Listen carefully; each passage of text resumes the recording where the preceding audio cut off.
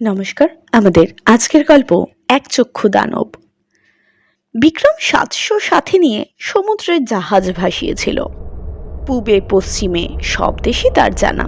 তিনি চেয়েছিলেন সোজা দক্ষিণে পাড়ি জমাতে।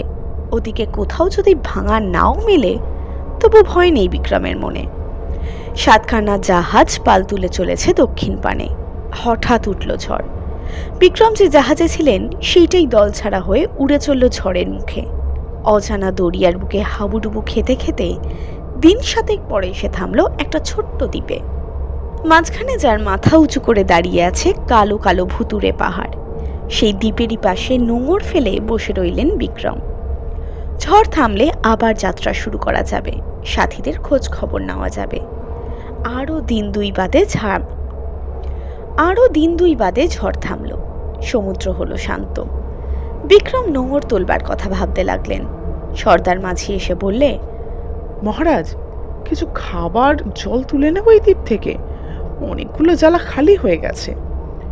বিক্রম বললেন, জল তো নেবই, ওই নারকেল গাছগুলো থেকে নারকেলও পারবো, তারপর হরিণ টরিণ মেরে কিছু মাংসের জোগাড়ও করে আনবো। বন জঙ্গল বিশেষ নেই দ্বীপটাতে। কিছু লোক নারকেল গাছগুলোর মাথায় চড়ে নারকেল ফেলতে লাগলো নিচে। বাকি লোক গেল জল ভরতে ঝর্ণা থেকে। বিক্রম চারিদিকে তাকিয়ে তাকিয়ে দ্বীপটাকেই ভালো করে দেখতে লাগলেন। মাঠ আর মাঠ। এই ঘাস খাওয়ার জন্য ছাগল, ভেড়া, গরু টরু এখানে আসে। তার নানান চিহ্ন পড়ে আছে চারদিকে। বিক্রম ভাবতে লাগলেন, গৃহপালিত পশু যদি থাকে, গৃহও আছে, সঙ্গে গৃহস্বামীও। কিন্তু দ্বীপের এই অংশে তো কোনো মানুষ দেখা যায় না। সঙ্গীরা নারকেল পেড়ে এনে যখন সেগুলো জাহাজে বয়ে আনার জন্য তৈরি হচ্ছে, এমন সময় অনেক লোকের একসঙ্গে এক আর্ত চিৎকার শুনতে পাওয়া গেল পাহাড়ের আড়াল থেকে। অনেক লোক যেন ভয়ানক ভয় পেয়ে একসাথে চেঁচিয়ে উঠেছে। চিৎকারের শব্দ এইদিকেই আসছে। বিক্রম সঙ্গীদের নিয়ে ছুটে অগ্রসর হলেন। জলের খোঁজে যারা গিয়েছিল নিশ্চয়ই তারা বিপদে পড়েছে। অন্তত 20 লোক গিয়েই ছিল। বাঙালি বীর তারা, কোমরে তরোয়াল। তারা ভয় পেয়ে কাঁদতে কাঁদতে পালিয়ে আসছে দল বেঁধে। এ কাকে দেখে এত ভয়? মানুষ না বাঘ? অবিশ্বাস্যকেই যেতে হবে। ব্যস্ত হয়ে ছুটতে লাগলেন বিক্রম। অবশেষে ওই যে তারা আসছে। জল আনতে যারা গেছিল কলসি ছিটকে পড়েছে তাদের কাঁখ থেকে। তলোয়ার অনেকেই খোলেনি, যারা খুলেছে তারা তা হাতে করেই তীর বেগে দৌড়াচ্ছে। কিন্তু এত ভয়ের কারণ কি এদের? ঘাড় উঁচু করে দূরের পানে তাকালেন বিক্রম। কালো পাহাড়ের মতন আরো কালো আর উঁচু কি একটা ছুটে আসছে, আস্ত একটা গাছের গুড়ি ছুরির মতন ঘোরাতে ঘোরাতে। উফ, কি বিকট চেহারা! তামাটে রং, মাথার চুল তামার শলার মতোই লম্বা। সেগুলো ছড়িয়ে পড়েছে মাথার চারিধারে। রোদ্দুরে সেগুলো জ্বলছে যেন আগুনের চক্র এক একটা। লোকগুলো যে ভয় পেয়েছে তাতে আশ্চর্য হওয়ার কিছু নেই। বিক্রমেরও যেন অন্তর কেঁপে উঠল। এটা কি দৈত্য, দানব নাকি রাক্ষস? কোমর থেকে তরোয়াল খুললেন বিক্রম। বিক্রমের পাশ দিয়ে ঝড়ের মতো বেরিয়ে গেল ধাবমান সঙ্গীরা। বিক্রমের পেছনে যারা আসছিল তারা কখন পিছন ফিরেছে টেরই পাননি তিনি। ওরা একসঙ্গে সমুদ্রে সবাই লাফিয়ে পড়ছে। বিক্রমের কানে এলো একটা কলরব, পালিয়ে আসুন মহারাজ, শিগগির পালান। 100 সাথীর ভিতর জনা 10 ঝাঁপ দিতে গিয়ে থেমে পড়েছে। বিক্রম পেছনে একা পড়ে আছেন। সেটা শেষ মুহূর্তে মনে পড়েছে ওদের।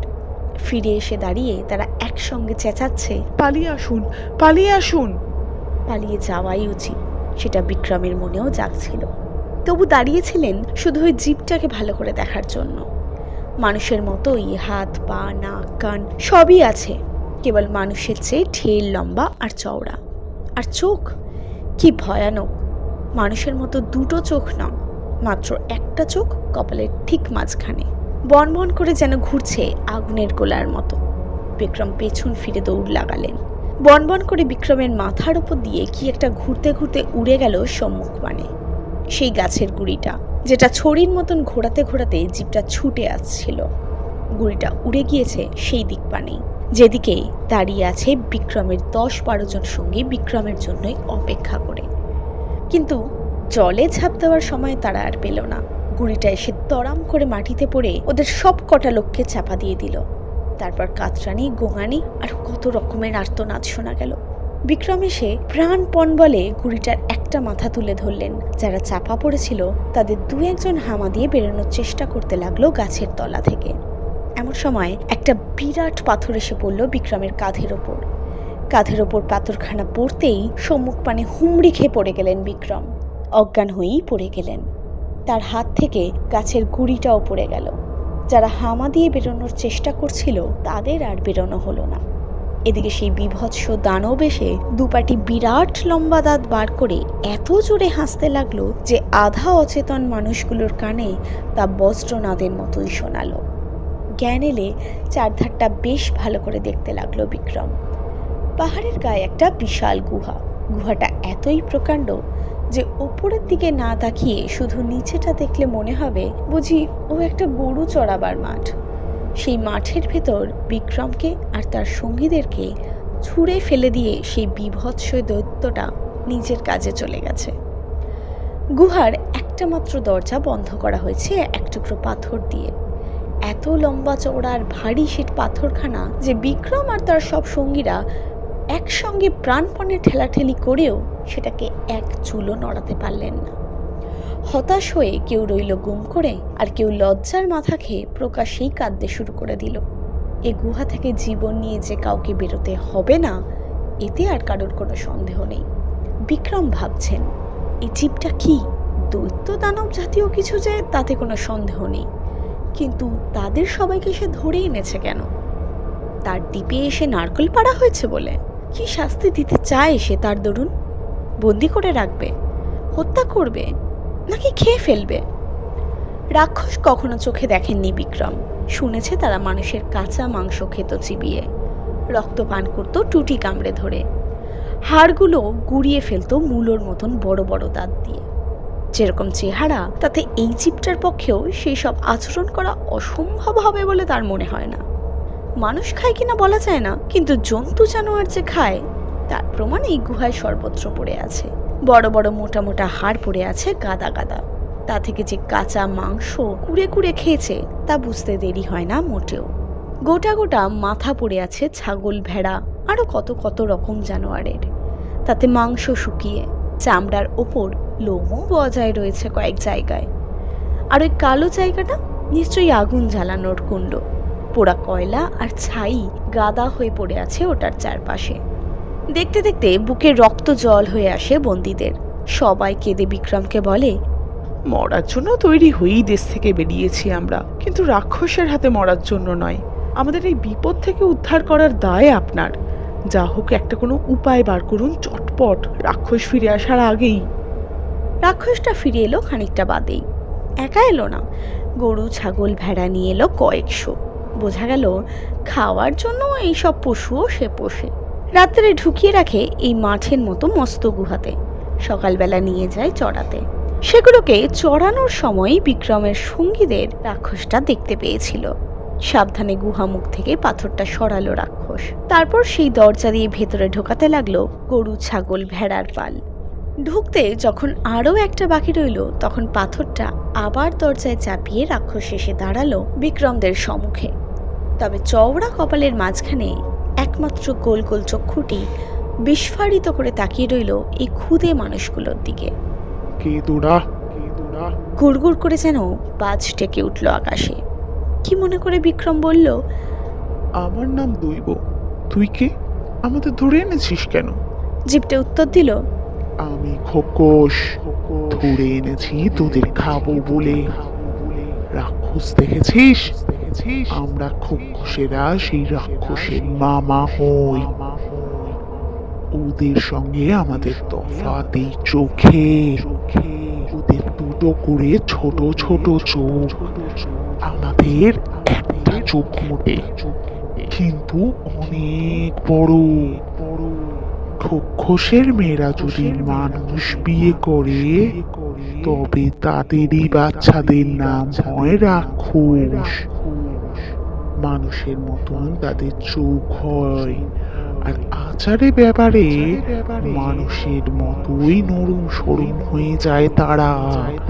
রাক্ষস রাক্ষসের চাইতে খোকসের গায়ের জোর অন্তত 3 গুণ বেশি। আর রাক্ষসে যদি বা কখনো হাতে পেয়ে শিকারকে ছেড়ে দেয়, খোকসে তা কখনো দেয় না। আমার পেটে তোদের একে একে সবাইকে যেতে হবে, এটা জেনে রাখ। তবে আজ নয়, আগে তোদের খাবার চুক্তি করে তুলি, তারপর।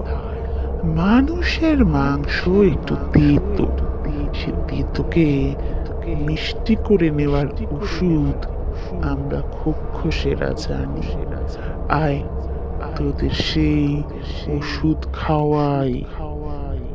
এই বলেই গুহার পাথরের দেওয়ালের খাস থেকে একটা পাত্র বার করলো। সে পাত্রটা একটা মরার মাথা ছাড়া আর কিছুই নয়, তবে তার চোখের ফুটোগুলো কাদা দিয়ে শক্ত করে বন্ধ করা। সেই পাত্র থেকে তরল একটা ওষুধ বিক্রমের দলকে খাইয়ে দিল খোকস। না খেয়ে উপায় কি, ঘাট টিপে ঠক ঠক করে গলায় ঢেলে দেয়। খায় আর ওয়াক ওয়াক করে সবাই। ওষুধটার স্বাদ মিষ্টি বটে, কিন্তু কি বিটকেল গন্ধ। এই ওষুধ 3 দিনে খেলেই তোদের মাংসের তেতো দোষ কেটে যাবে। তখন রোজ একটা করে। খোকসের হাসিতে গম গম করে উঠল গুহা। কাঠ হয়ে বসে রইল কয়েকটা মানুষ গুহার এক কোণে, আর তাদেরই সম্মুখে গোটা 3 ভেড়া মেরে গপ গপ করে খেতে লাগলো খোকস। খিদের চোটে আগে খানিকটা কাঁচা মাংস খেয়ে নিল, তারপর ডালপালা দিয়ে আগুন জ্বাললো মাংস ঝলসাবার জন্য। খেয়ে দিয়ে গুহার দরজার এপিঠে আর হয়ে শুয়ে পড়ল খোকস। তার নাক ডাকানির আওয়াজ উঠতে লাগলো মেঘের ডাকের মতন। বিক্রম উঠলেন। আগুন জ্বলছিল তখনও। একটা সরু লম্বা ডালের ডগার দিকটা ভালো করে পুড়িয়ে নিলেন সেই আগুনে। দাউ দাউ করে আগুনের শিখাটা উঠতে লাগলো সেই ডগা থেকে। তখন সাথীদের সাহায্যে ধরাধরি করে সেই লম্বা ডাল নিয়ে এলেন খোকসের কাছাকাছি। খোকস ঘুমিয়েছিল গুহার ভেতরের দিকে মুখ করে। তার চোখটা ছিল বুজে। সেই ঘুমন্ত চোখের ভেতরে সেই জ্বলন্ত ডালের সরু ডগাটা 8-10 জনে মিলে জোরে জোরে ঠেলে দিলেন বিক্রম আর তার সঙ্গীরা। এক নারকীয় চিৎকার করে লাফিয়ে উঠল খোকস। গুহাময় সে ছুটে বেড়াতে লাগলো ঘূর্ণিঝড়ের মতো। ছাগল ভেড়াগুলো ভয় পেয়ে ছুটতে লাগলো এধারে ওধারে। একজনের কথা আরেকজন শুনতে পান না বিক্রমরা। একজন বিক্রমের কানের কাছে মুখে এনে বললে, খোকস চোখে দেখছে না, এইবারে এপাশ থেকে ওপাশে তরোয়ালের ঘা মারি না কেন, 10-20টা আঘাত খেলে রক্ত ঝরে ঝরে মারা পড়বে ও। তা হয়তো পড়বে, কিন্তু আমরা গুহা থেকে বেরোবো কি করে? ও পাথর তো আমরা নিচড়া নাড়াতেও পারি না। উত্তর করলেন বিক্রম।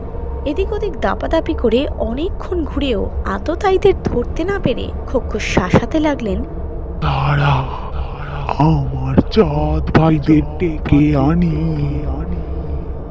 হাতড়ে হাতড়ে কাছে গিয়ে পাথরখানা সরিয়ে দরজায় দাঁড়িয়েই চিৎকার করতে লাগলো। দূরে দূরে পাহাড়ে আরও যেসব খোকসেরা ছিল তারা আর্তনাদ করে জানতে চাইল, কি হয়েছে? এই খোকস কেঁদে উঠল। আমায় অন্ধ করে দিয়েছে কে? নানান দিক থেকে নানান সুরে গর্জে উঠল অন্য খোকসেরা। দৈব, উত্তর দিল নির্বোধ খোকস। খানিকক্ষণ চুপ করে থেকে অন্য খোকসেরা বললে, দৈবের ওপর তো কারোর হাত নেই, রাতটা চুপচাপ কাটিয়ে দাও, সকালে আমরা দেখব তোমার জন্য কি করা যায়। বিক্রম ততক্ষণে সমস্ত ছাগল ভেড়াকে তাড়িয়ে দিলেন দরজার দিকে। খোকসের দাপাদাপিতে দারুণ ভয় পেয়েছিল ছাগল ভেড়াগুলো। তারা দরজা খোলা দেখে ছুটে বেরোলো। নিজের গায়ে ছাগলগুলোর গায়ের ঘষা লাগতে খোকস ভাবল ভোর হয়েছে, পশুগুলো চড়তে বেরোচ্ছে। সে তাদের বাধা দিল না। আধা আধি পশু বেরিয়ে যাওয়ার পর বিক্রম সঙ্গীদের কানে কানে বললেন, বড় বড় ছাগলগুলোর পেটের তলায় ঢুকে তাদের সাথে হামা দিয়ে বেরিয়ে যাও। বিক্রম যখন সঙ্গীদের নিয়ে গুহা থেকে বেরোলো তখনও খোকস গুহার দরজায় দুহাত মেলে দাঁড়িয়ে আছে। যখন ভোর হলো একপাল খোকস চারিদিক থেকে এসে অন্ধ খোকসকে ঘিরে দাঁড়ালো। তখন জাহাজে নারকেল আর জল এবং তারই সাথে একপাল ছাগল ভেড়া বোঝাই করে দ্বীপ ছেড়ে সমুদ্রে পড়ে গিয়েছেন বিক্রমরা। এই ছিল আমাদের আজকের গল্প। যদি আজকের গল্পটা আপনাদের ভালো লাগে তাহলে অবশ্যই ভিডিওটাকে লাইক করুন এবং চ্যানেলটাকে সাবস্ক্রাইব করুন।